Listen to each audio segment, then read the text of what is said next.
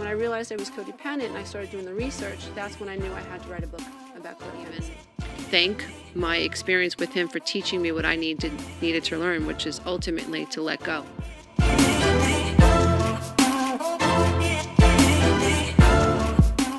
So today we're going to be talking about why being selfless will actually make your life a whole lot worse. If you love this content, please don't forget to click the subscribe button and the notification bell.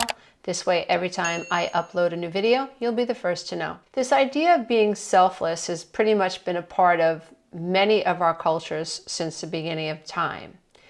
Many of us, since we're especially women, have been infused with the idea that the less we take care of the self, the more selfless we are, the better we are.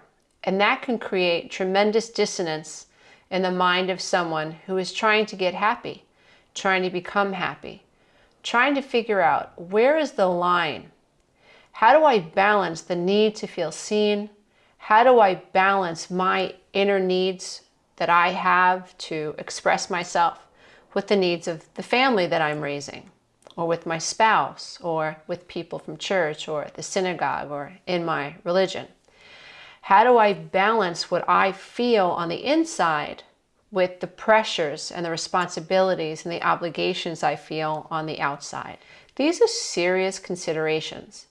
And when you're raised to believe that you are not good enough, it's really difficult to live your life through the heart space. Because what happens in the heart space is contraction. Now, if we could all live with open hearts, that would be amazing. And while I realize that this sounds very hippy-dippy, it's true.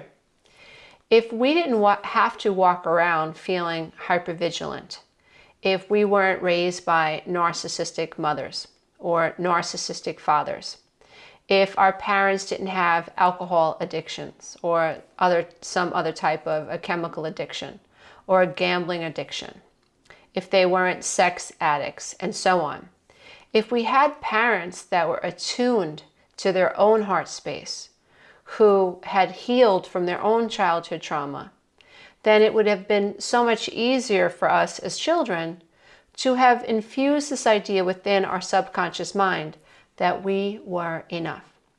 Why is it so important to understand the consequences of feeling not good enough?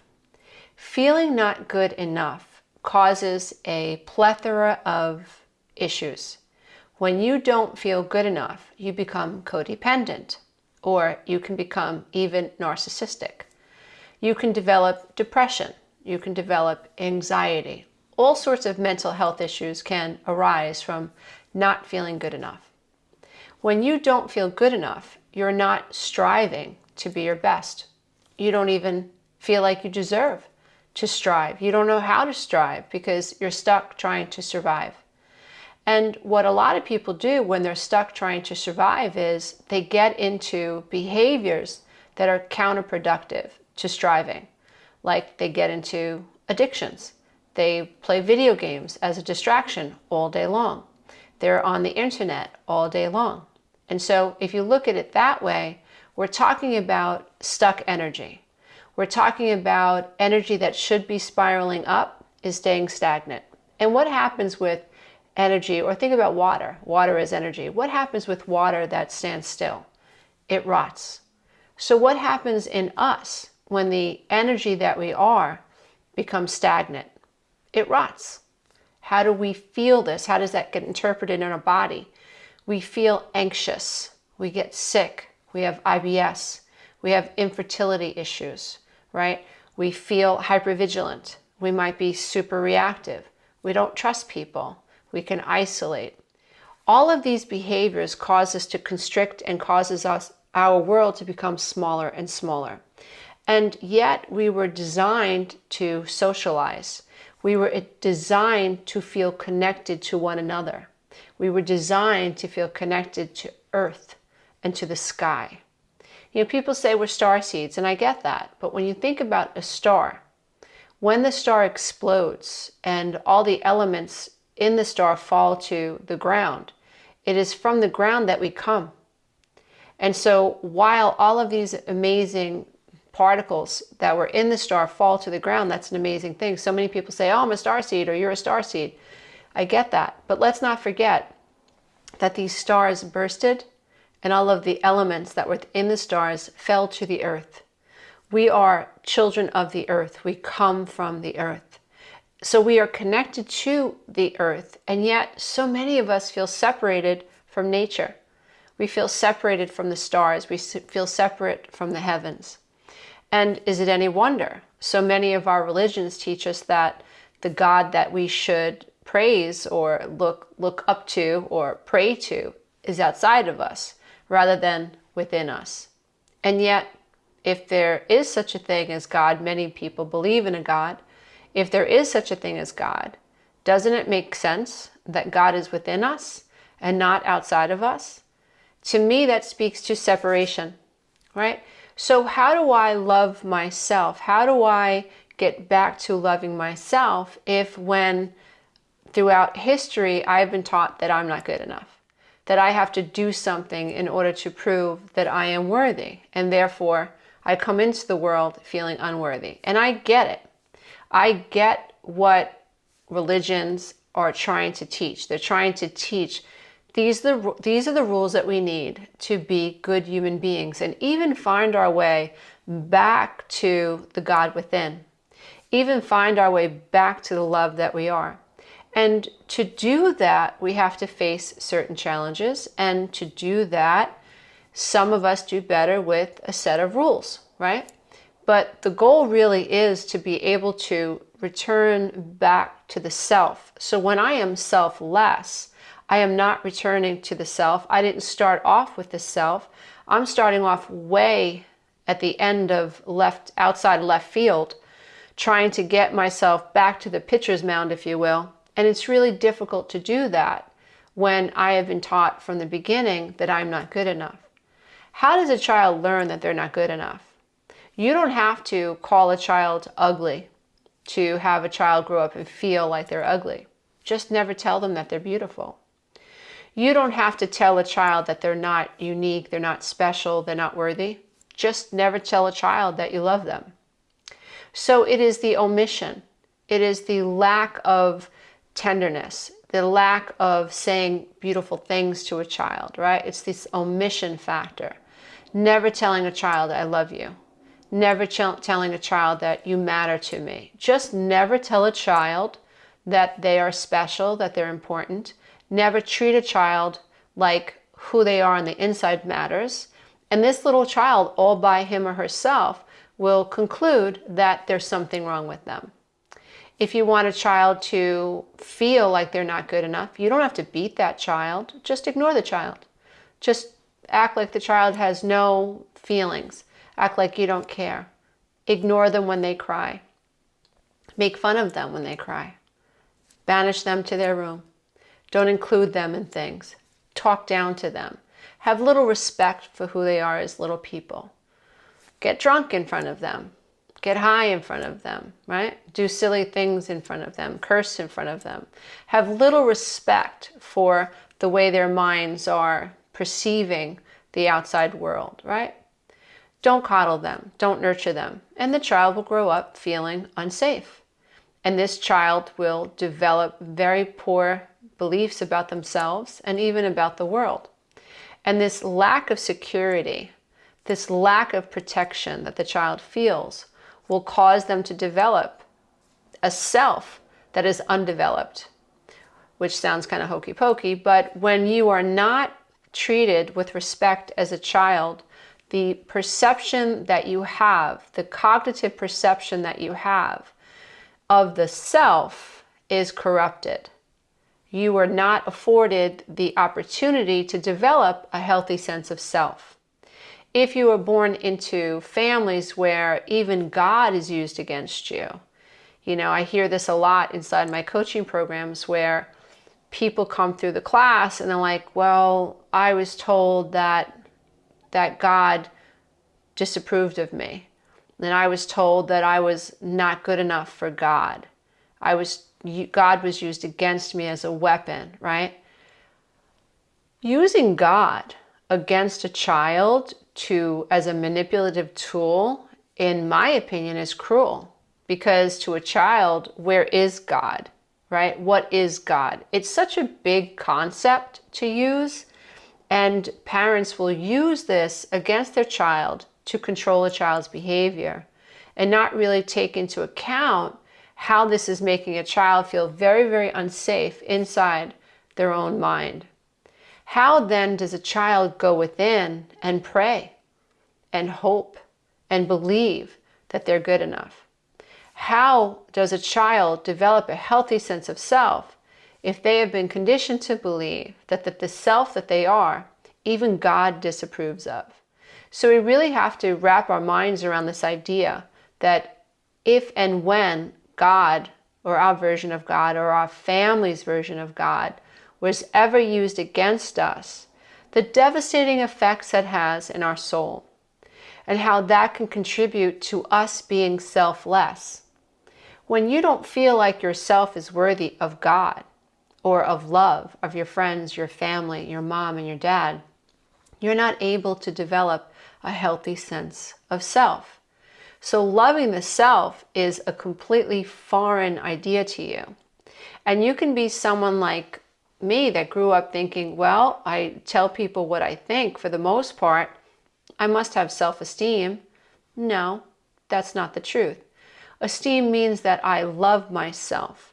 Esteem means that I honor what I think and what I feel.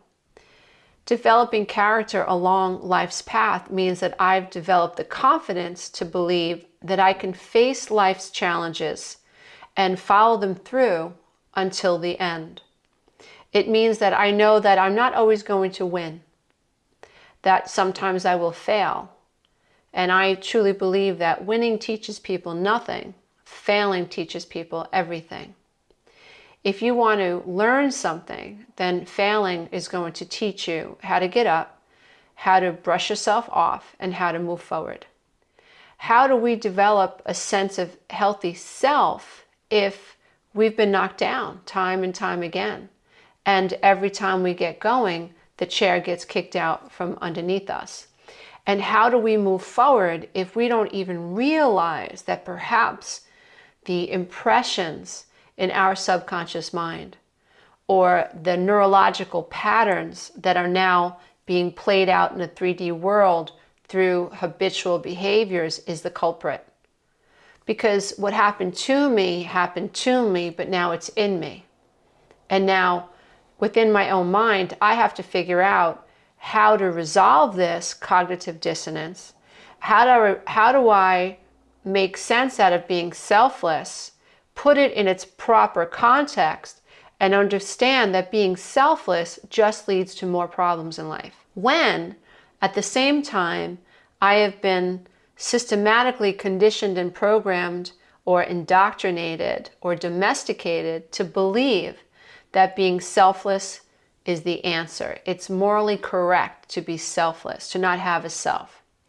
And I think it's really important that anybody out there who is struggling with feeling like you have a lack of self-worth, if you are the person in your family that is the peacekeeper, if you are the person in your family that is the caretaker, if you are the rescuer, if you are the enabler, if you are someone who is secretly resentful, secretly frustrated, you cry yourself to sleep, you wake up exhausted because you really don't know how to change this around, I need you to know that you're not alone. And I need you to know that there are so many thousands, if not millions of people who have been indoctrinated to believe that the answer to life is to be selfless. And I can tell you that that is not the case. I've coached far too many men and women who believed that if they were selfless, they were good. And if they were selfless, other people would treat them a certain way. If they were selfless and put everybody else's needs first, certainly God would shine promise upon them. And certainly things would happen well in their life if they were able to be selfless in situations. People who enter into situations without a self or selfless tend to find themselves in toxic situations. Now, we have to understand that being selfless is the precursor to a toxic relationship. Because when you're selfless, you don't know how to take care of yourself, you don't feel worthy, and you generally manifest people who you think you need to take care of, who generally develop the opinion that you have no needs, so why should they care about you? You don't speak up, so they don't even know who you are. And so they just do all the talking, they do all the wanting, they do all the needing, and you do all the fixing.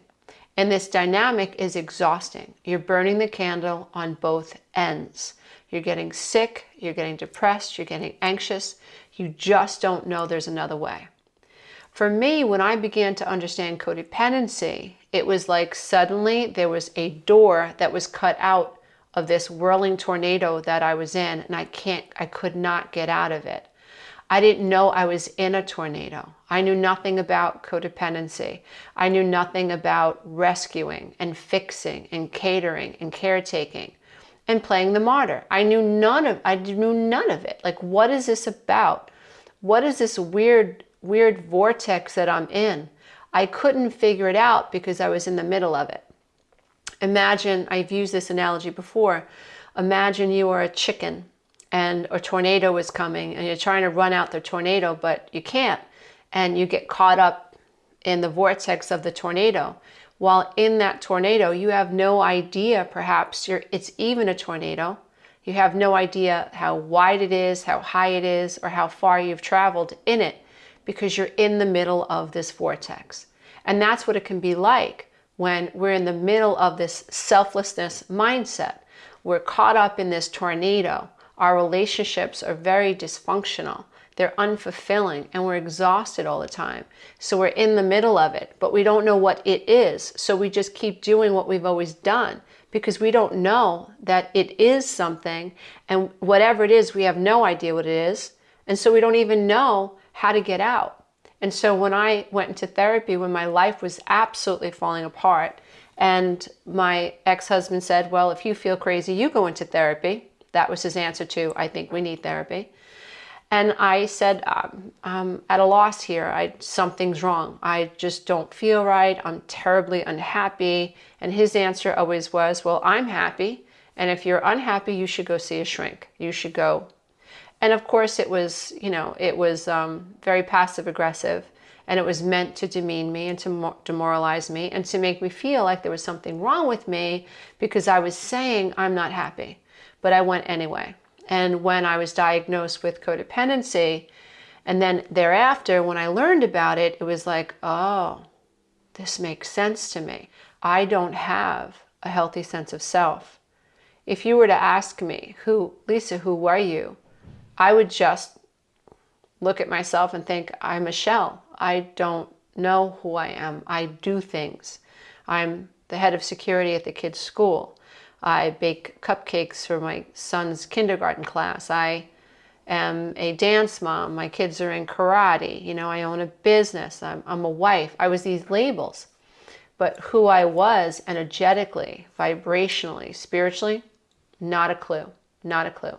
And that was terrifying. So I think it's important that if you're struggling with being selfless, and if you're struggling with who am I, you are absolutely not alone.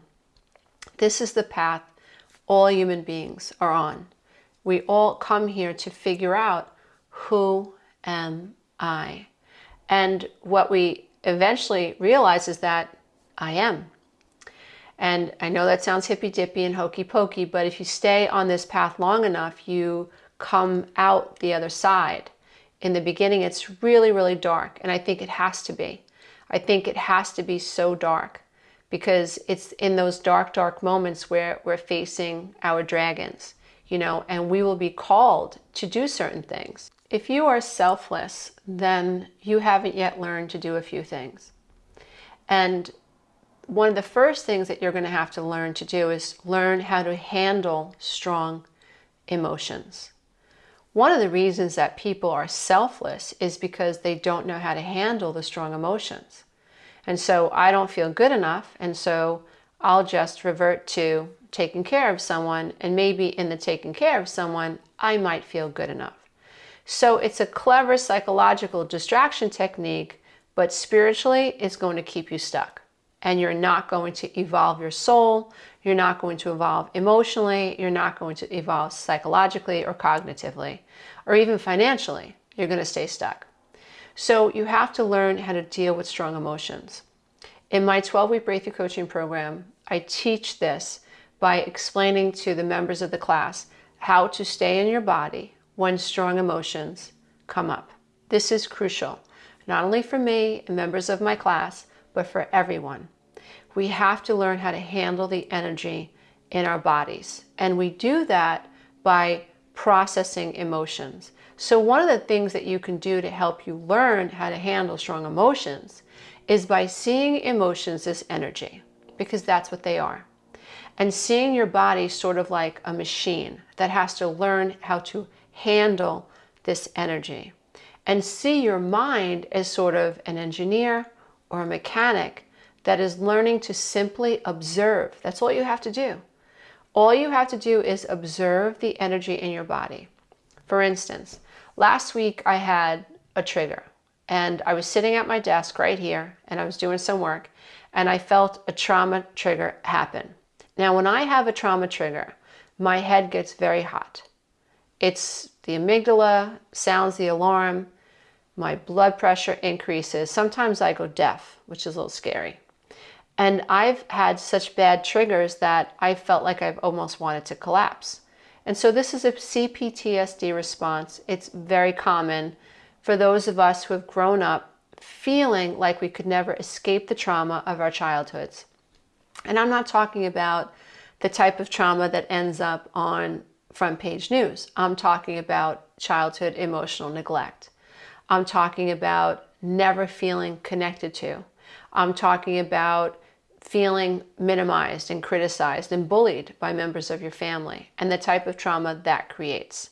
And so that will play out in abandonment trauma, attachment trauma, low self-esteem, low self-value, a lack of self-worth, a loss of selfhood, and it will exhibit itself in relationship behaviors. The way I showed up in relationships was a mirror to how insecure I felt on the inside. Okay? And so I had this trauma trigger, and what I was able to do was, in the moment, I was able to recognize that these emotions were just energy. And so as I felt them, I closed my eyes and I stepped out of my own body, if you will. I tapped into consciousness and I observed how the trauma response was affecting my physiology and how my energy was moving. And in my mind's eye, I just kept hearing myself, it's okay, just let it come up, just let it come up, just let it come up, and let it come up. And it was almost as if I could feel my crown chakra open, and all of this stagnant energy moved. And what's beautiful about that is that I can almost guarantee you the next time something similar happens, I will have less of an emotional response because there's less negative energy shoved into my root chakra or my lower chakras around this particular type of an issue. We all have issues. We've all been wounded, and it's our job to overcome them. So if we experienced some type of abuse as a child by a brother or by a sister, that energy is still locked within the lower chakras. And this energy will make us sick. Because if you think about Kundalini energy, right? Think about it. It moves up, and it moves up, and it moves up, and it moves up. And our job is to move this energy, right? But when you feel selfless, you're not able to connect to this energy. And so what you do is you distract yourself from this energy. So you never really learn how to handle these strong emotions. Now, why would it be important for us to learn how to handle strong emotions as spiritually evolving human beings?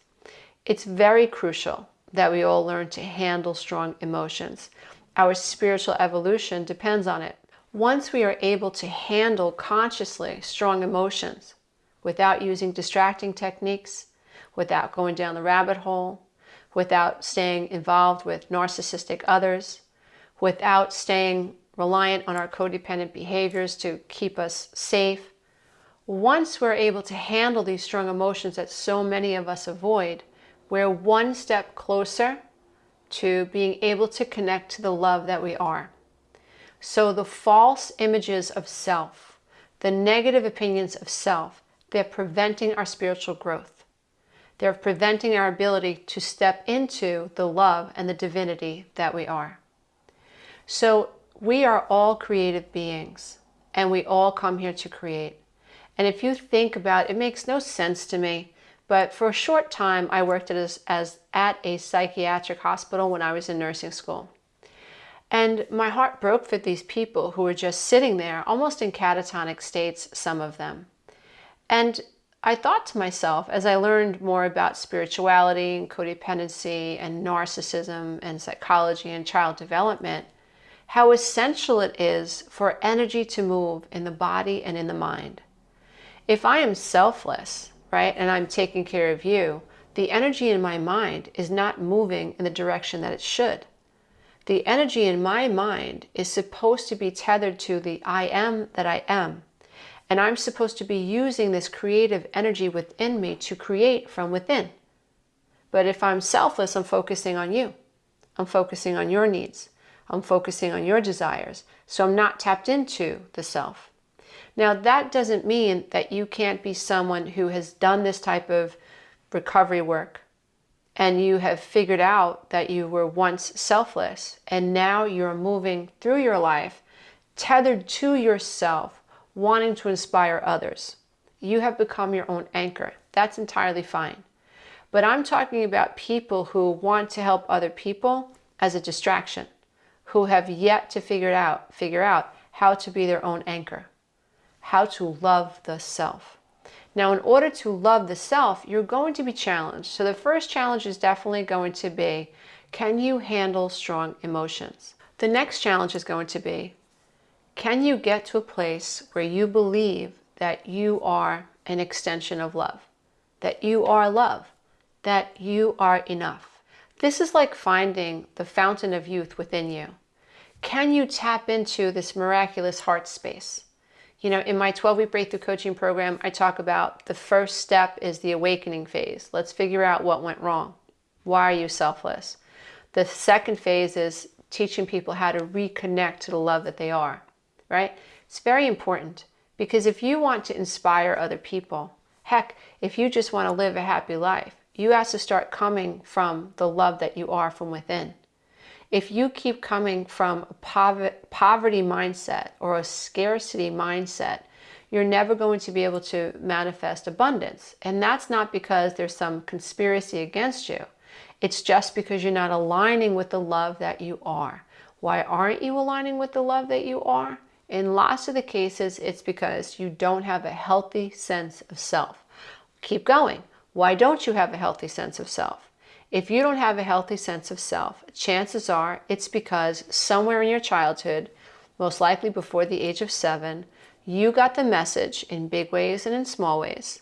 You absorbed the message that you, at a soul level or an emotional level, a vibrational level, were not enough.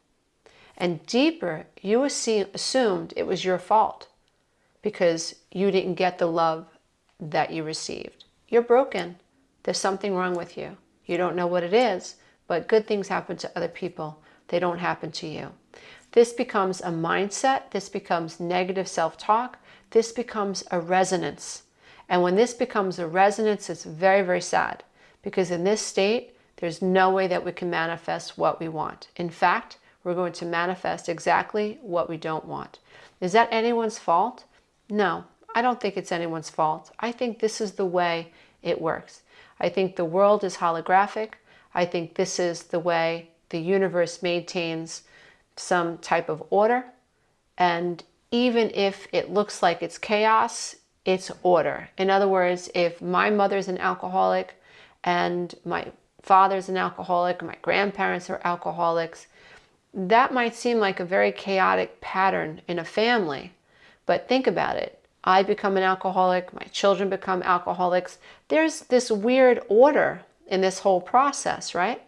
But the amazing thing is that through self-awareness, through personal development work, through figuring out what's wrong, you get to step out of that order and you get to break through, break free, break the cycle, develop a healthy sense of self, find your way back to love, and eventually find your voice in this world. The next step that you'll have to go through to resolve all of this is, once it's in your heart and you know that you're enough, you have to learn to speak it.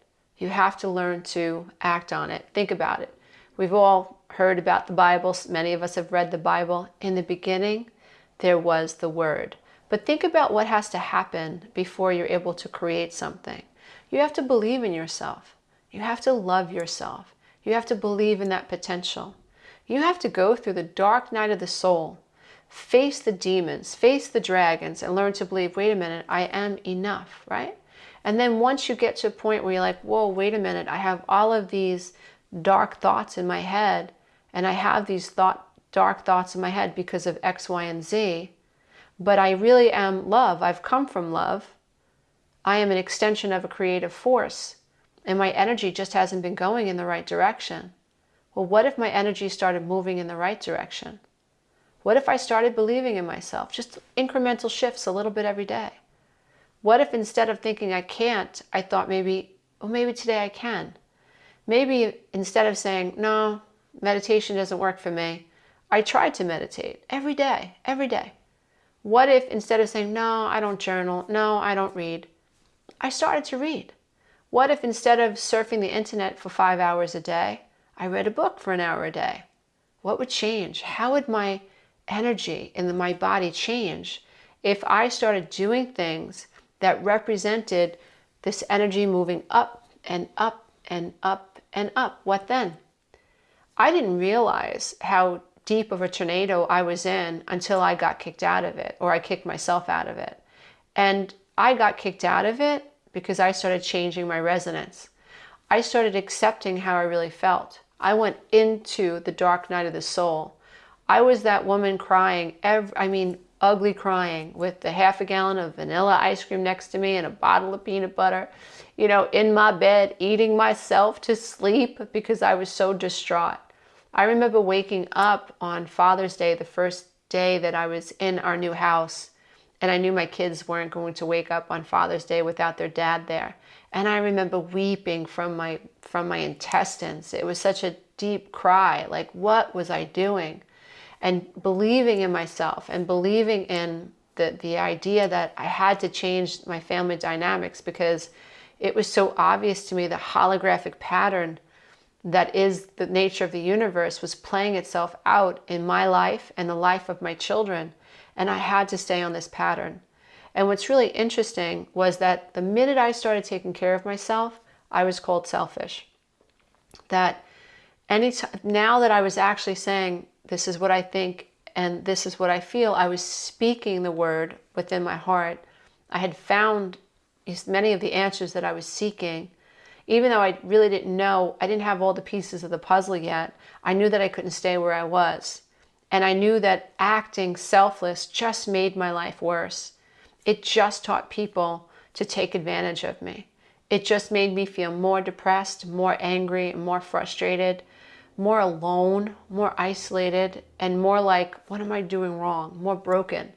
And my life, I just got to a point where I literally had nothing else to give. And my body started to break down. And I was so afraid that I was going to die, that I had to speak it. I had to say, I'm unhappy. And as silly as it sounds, I didn't feel like I had the right to say, I'm unhappy. I pretended to be happy. I smiled on cue. When people left my house, I shut the door, I cleaned up, and I pretended to be happy. When they were around, I pretended to be happy. But when I shut the door, I could feel this emptiness and this sadness, like almost like I was out of character, like, oh, I wish they knew how unhappy I was. But I didn't feel like I had the right to be unhappy. I felt like it was my job to just pretend and to act selfless, even though inside I was getting more and more frustrated. And the more frustrated I became, when it started to surface, my ex-husband and I started to have some serious problems. And as I was unable to control my selflessness anymore, it was almost like this eruption was happening inside of me. Like my spirit was saying, no, this cannot go on much longer. It's not happening. I just started to become more verbal about it and vocal. And that's when our relationship got really, really, really messy. So speaking up on the behalf of your inner self is probably the most courageous thing that you can do, especially when you've created a life unconsciously that represents the selflessness. You're supposed to be the quicker picker upper. You're supposed to be the Uber driver. You're the nurse in the family. You're the babysitter in the family. You're the one that takes care of yourself financially, so we come to you when we need money. You know, you're the sober one, so we send the people in our family that are struggling with alcoholism to you, right? So you're the responsible one. You're the person that's trying to keep your life together because you can't ask for help. You know that you can't ask for help. You've never been able to rely on anyone, so you don't ask for help. You're the helper. And now it's biting you in the butt. And now people don't leave you alone. And now all you want is someone to say, I see you. Now you're in a dangerous situation if you're not recovered. Because now you are a gaping hole for a narcissist. Because a narcissist in that situation will exploit the person who has lived their life selflessly and is done. So you are leaking all this energy. This is a wound that you have. And if you're not careful, I actually had a narcissist say to me, I believe this was a psychopath. He said to me, I could smell it in the air with women. Almost like he was bragging that if he was in a room full of women, he'd be able to smell the one that was needy. He could smell the one that wanted validation. He could smell the one that had attachment trauma and abandonment trauma and whose husband ignored her or abused her or cheated on her. And he would become what that woman wanted him to be so that he could hedge his bets and in time get this woman to trust him. And she feels like, wow, I've met the man of my dreams. And just when he thought she was hooked really good, right? Then he would throw out a discard. He would throw out an insult and shock her, or threaten her with abandonment and threaten not to come see her or not fool around with her, right? All of these threats, right? Trauma bonding. This is what happens. So when you are selfless, this is going to make your life worse. And so whether it comes from your culture, whether it comes from a religion, whether it comes from your family, whether it's what you saw your mother do or your father do, it's really important that you recognize that being selfless will only make your life worse, because the goal is not to be selfless. The goal is to develop a healthy sense of self, to be able to handle strong emotions, these dark emotions, so you can process them so that they don't keep you stuck, right? Living out patterns that were created and are stuck in the lower chakras, generational karma, right? If you can learn to process these strong emotions, you will heal generations of trauma, maybe even generations of the past. They say there's no such thing as time. There's no such thing as space. Everything's happening now. And so if you believe that, that's a pretty big concept to wrap your mind around. But that implies that if I heal myself, I heal perhaps possibly my grandmother's trauma or my mother's trauma or whatever. If I heal myself, I am their DNA. Everything is energy.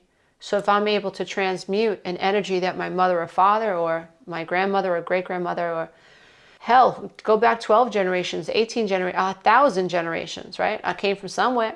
So if I'm able to transmute these strong emotions, right? I'm able to change these emotions.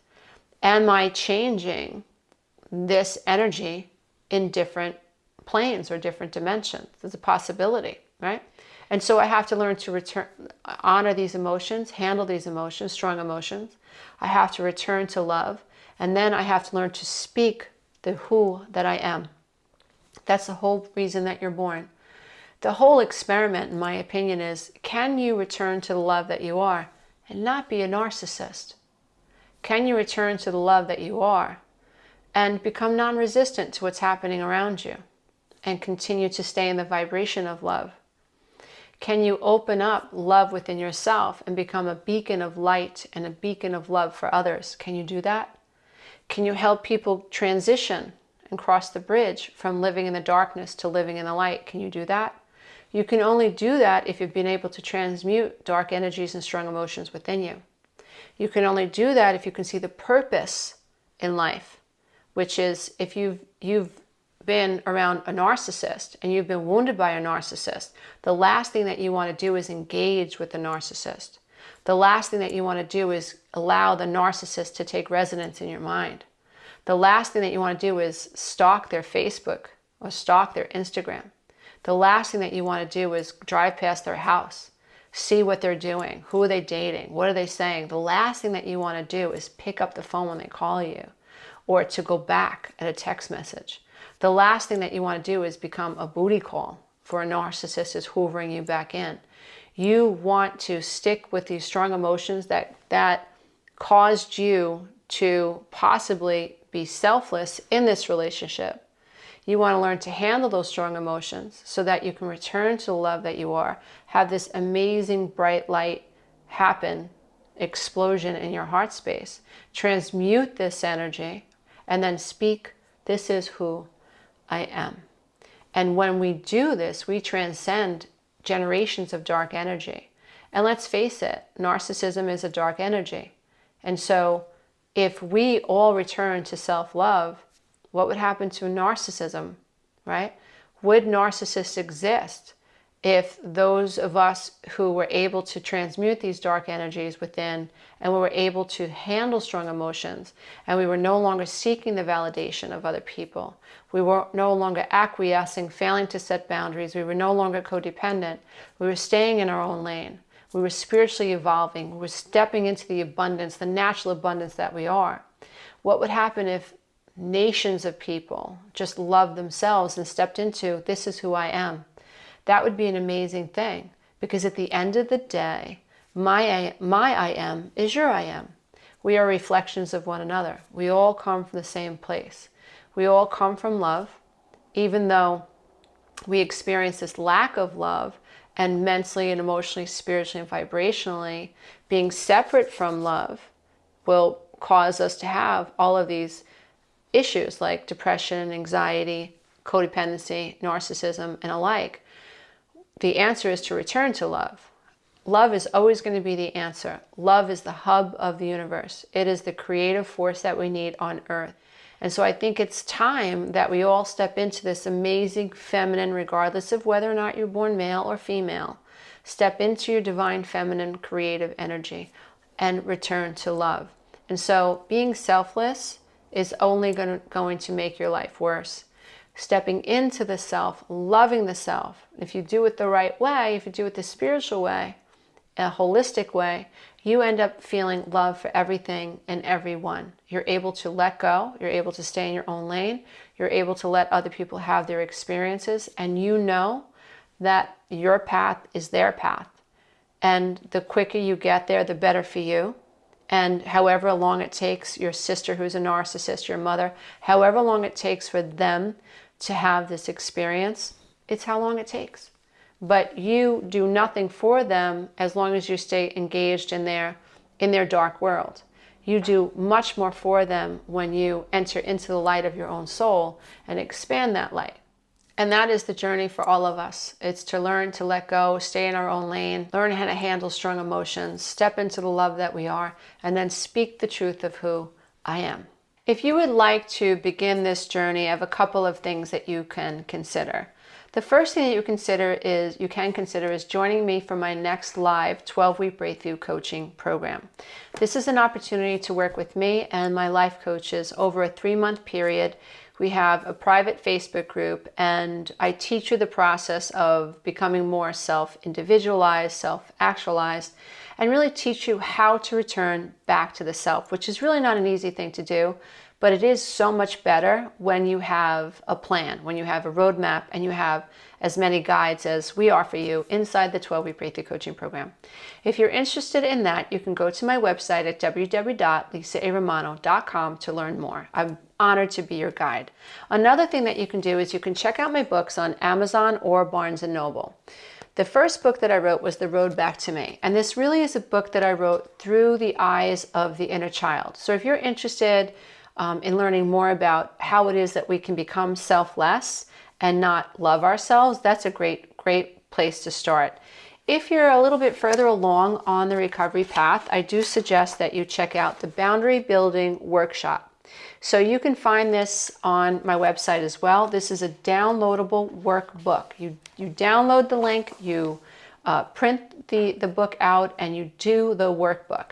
You also get an MP3, it's over an hour long, that you can listen to as often as you like, obviously.